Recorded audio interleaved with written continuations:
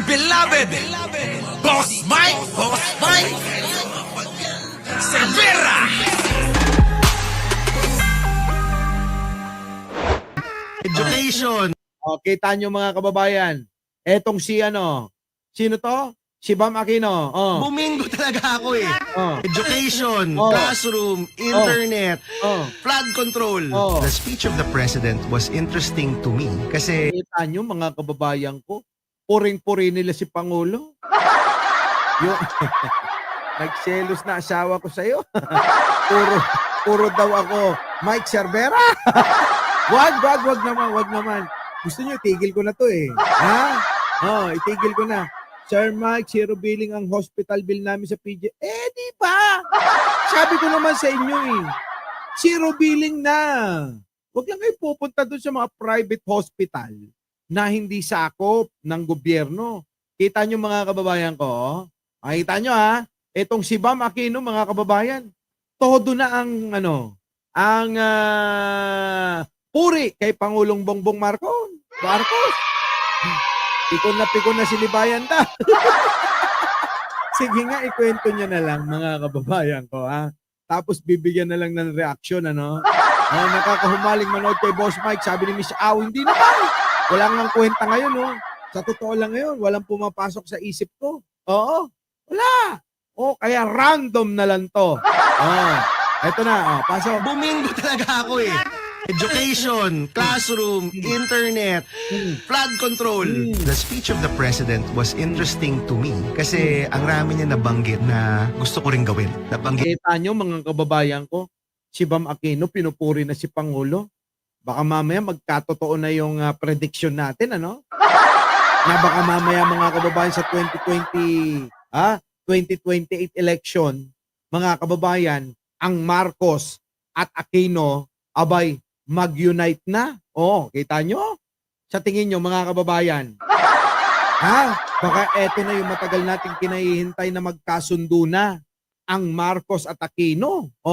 Kita nyo? Prediction natin yan mga kababayan ko. Di ba? Prediction natin yan. Yan naman kayo. Boss, kamusta si Direk? Ewan ko. Pinuntang ko kapon, dinalaw ko si Direk Freddy, may sakit. Tapos kanina, Boss Mike, paano kung makakatulong Eka? Sabi ko, send nyo sa Gcash nyo, wala yata kayong tiwala. Mga loko-loko rin kayo, ano? Paano kung makakatulong kay Direk? Sabi nung iba. Tapos, sa Gcash ko, ipadala nyo. Wala kayong tiwala? Walang yan to. Hoy! Makakarating yung tulong nyo kapag sa akin nyo dinaan. Diba? Tuloy. Ito na. niya na gagawin niyang priority ang education for the last 3 years. Talked about the classrooms, he talked about support for teachers. These are bills we've already filed. And he talked about the free internet access, which was one of my laws back in 20. Kita nyo? Mga kababayan, nakakabwisit boses ni Libayan, nakakasura ng gabi. Ewan ko sa inyo. 17, and he ends talking about flood control. And this is interesting because yesterday morning, nag-file ako ng investigation on flood control. Sabi ko nga, kung may bingo card ako ng mga... Nakabingo na. Bingo na ako. Kita nyo mga kababayan, no? Iba na ho ngayon ang salita ng isang Aquino. Mga kababayan, iba na. Iba na ang salita ng isang Aquino sa isang Marcos. Sir Mike, panoorin mo, debate ni Libayan at Crystal Now. Oo nga daw.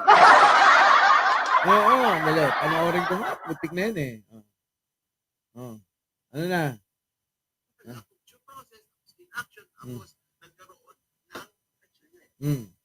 Okay.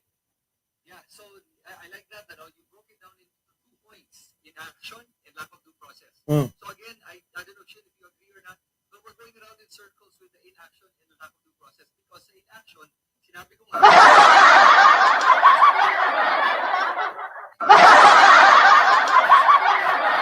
So, kailan inaction nangyari? Kasi kailangan nga ma-archive yan dahil nga may pumasa ng 4th impeachment complaint. kung hindi nakakuha ng 1/3 signatories yung fourth impeachment Mm. complaint, tapos kayo ang nag-iimbento eh. Kawawa, Hindi invento. kawawa yung kaibigan ko. Oo. Kasi nga, ang ginagawa nyo, nag-iimbento kayo ng mga bagay. Nako. Nako. Ang ginawa mo, Mm. hindi nyo ina-argue in relation to how the Supreme Court kayo. Parang yung sinasabi mo. Mm. Kuya Akoy ka muna. Kasi nga, because you said inaction eh. Si The inaction is still referring to the 10 days and neither they refer sa Committee on Justice. Yun ang sinasabi ng inaction. Hindi specific na sinabi ng Supreme Court na hindi refer ganun-ganun. Sinabi niya in action because ultimately it was archived. Mag-boxing na lang kayo! Di maganda panoorin, mga kababayan. Parang nakakaawa si Libayan.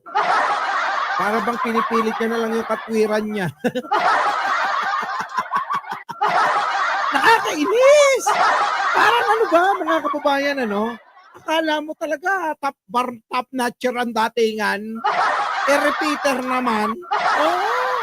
Repeater, mga kababayan. Oo, nag-take ng bar exam, bagsak naman.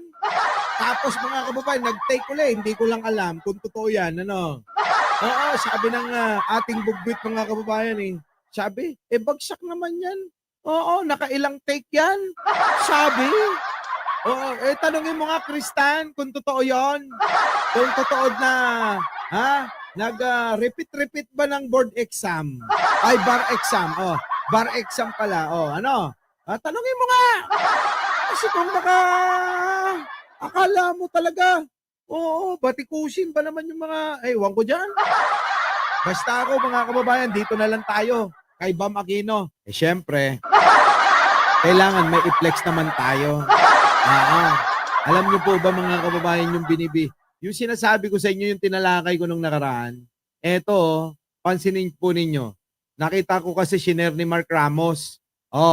Pansinin nyo kung nagkamali ako ng kwento ko pagsasabi ko sa inyo, ang flood control project, corruption at pera-pera lang. Yan. Dahil hindi naman nakikita ang hinukay at binaon nila sa ilog. Kita nyo? Malamang ho itong si Greco Bellica napanood tayo. Sapagkat tinalakay ko to eh. Ewan ko kung napakinggan nyo kung sino man na nakapakinig dito. Tungkol po ito sa project sa flood control.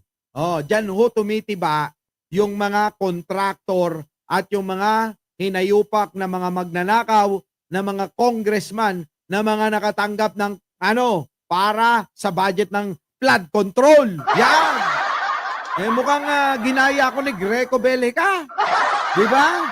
Sabi ni Gerardo, one more term for President Marcos. Sa totoo lang, kung pwede lang sana. Kung pwede lang. Kung pwede lang eh. Baka iurong ang demanda niya kay Boss Mike. Malabo. Malabong mag-urong yun. Hindi mag-uurong yan. Oo. Bambina, bakit ganyan? Nasaan ka ba? Bakit yan ang pera mo? Ako'y nagdududa na sa'yo. Akala ko'y nasa Amerika ka. Ba't ngayon ang pinapadala mo yen? Japan ka ba? Kita nyo mga kababayan? Ay tama ako eh. Di ba? Di ba no, mga kababayan? Tama yung sinabi ko. Siguro, napanood nyo tayo. So yan, mga kababayan. Mga kababayan at dalagang hindi ko na kaya. Maraming salamat po sa inyong lahat. Kay Gerardo, kay AJ Eugenio, kay Leia 27, kay Len TV, kay Emeline De Castro, kay Eugenio, kay EJ Eugenio uli, kay Emeline De Castro uli. Salamat, Bambina. Mga kababayan, bago tayo maghiwa-hiwalay, opo ha, huwag niyong kakalimutan na mag-like, mag-share, at mag-subscribe. Opo. Hindi na kaya ng powers ko talaga. Oo, tinawid ko lang to, tinawid ko lang. O, kita-kita na lang tayo bukas. Papahinga lang ako. Kasi parang ano eh, parang baka magaya ako kay Libayan. Baka magaya ako kay Libayan, mga kababayan. So muli, mga kababayan ko, hanggang dito na lang. At napakarami ko pa sanang tatalakayin. Hindi na kaya ng powers ko talaga. Maraming salamat po. Our beloved Boss Mike Cervera.